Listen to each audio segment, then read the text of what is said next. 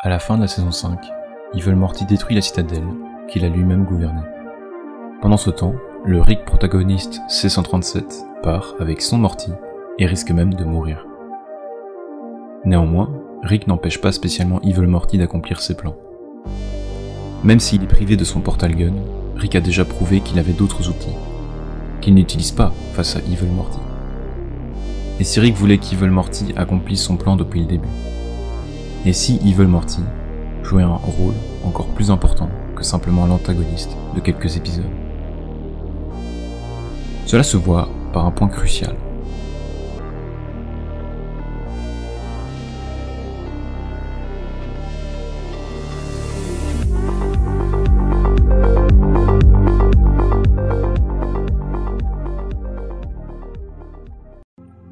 La courbe centrale de finitude est une sélection bien précise d'univers alternatifs que Rick a construit autour de l'infinité des mondes alternatifs existants. Pour le dire plus simplement, le principe de cette courbe est qu'elle ne sélectionne que les univers où Rick est la personne la plus intelligente de son propre univers.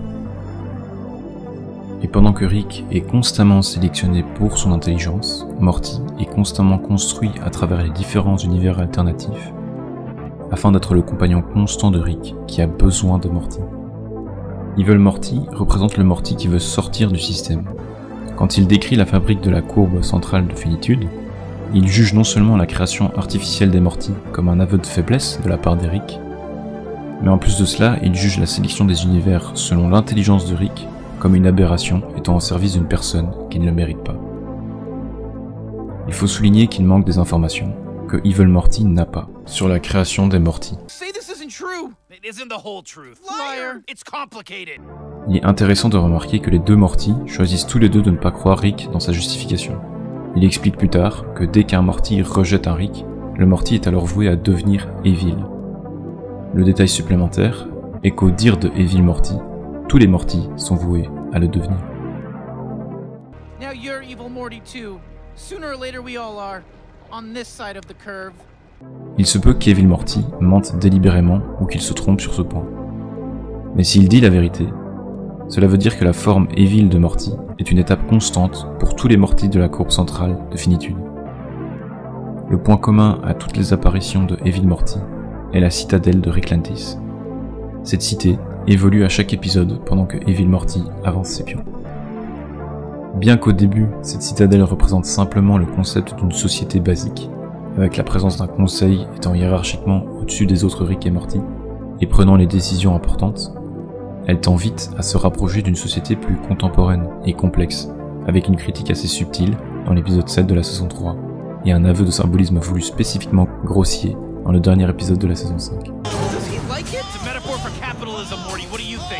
C'est justement dans cette citadelle qu'un Rick, emprisonné dans un système que ses semblables ont construit, choisit de se rebeller.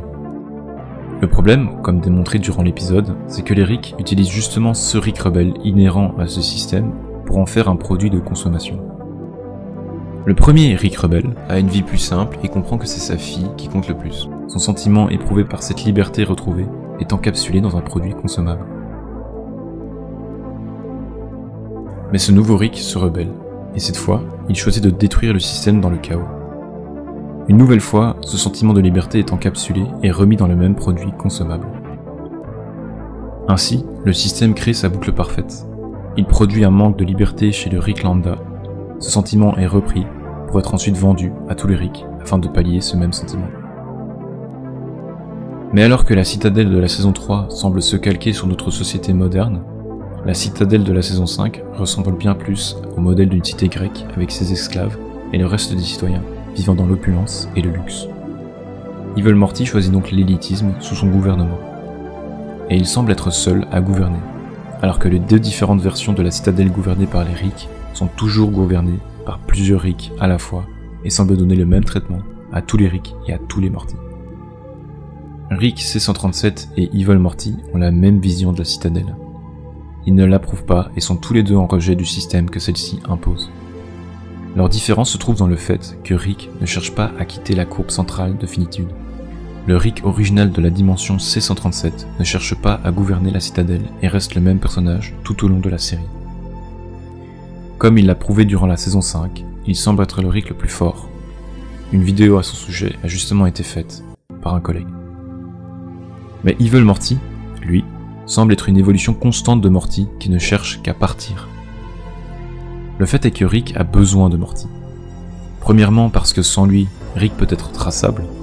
L'onde d'un Morty compense l'onde d'un Rick, ce qui leur permet d'être invisibles. When a Rick is with a Morty, the genius waves get cancelled out by the Morty waves. Mais on voit dans les choix de Rick que même sans cet aspect, il a besoin de Morty comme compagnon, car il est le seul à lui rester fidèle. Rick déteste la citadelle et le système qui l'entoure, mais il ne peut pas s'empêcher d'y rester. Evil Morty accomplit ce que lui n'arrive pas à faire, détruire ce système. Mais le problème, c'est qu'Evil Morty n'aime plus Rick. Il part et rejette tout ce qu'est Rick. Une dualité conflictuelle pose alors problème au protagoniste. Il n'arrête pas Evil Morty, car ce dernier accomplit ce que Rick sait qu'il faut faire, mais en même temps, Rick veut garder son Morty.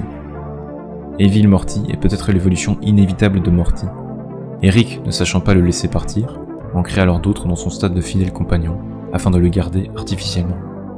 Ce qui peut expliquer le ticket de remplacement que Rick prend quand même dans la saison 5, car il sait que Morty deviendra inévitablement Evil. Evil Morty est bâti sous l'idée de l'élu qui choisit de détruire le système dans lequel il est par l'intérieur. Ce qui est intéressant dans ce personnage, c'est que sa dénomination remet en question le principe du bon et du méchant. Son but principal est justifié, voire même souhaitable, et ses méthodes employées durant sa gestion de la citadelle, qui sont nécessaires pour arriver à ses fins, posent la fameuse question. Est-ce que la fin justifie les moyens ?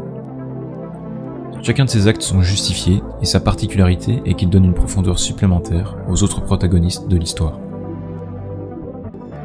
Maintenant, il serait intéressant de savoir dans quelle dimension Evil Morty est parti. Au vu de son élitisme avoué, il aura peut-être décidé de créer sa propre courbe centrale de finitude. Qui sait quel plan il pourrait alors mettre en place pour revenir et détruire entièrement l'univers de Rick. Et au vu des actes de Rick et de l'univers qu'il a créé, Evil Morty n'aurait-il pas raison? Est-ce que selon vous, Evil Morty est-il si evil que cela?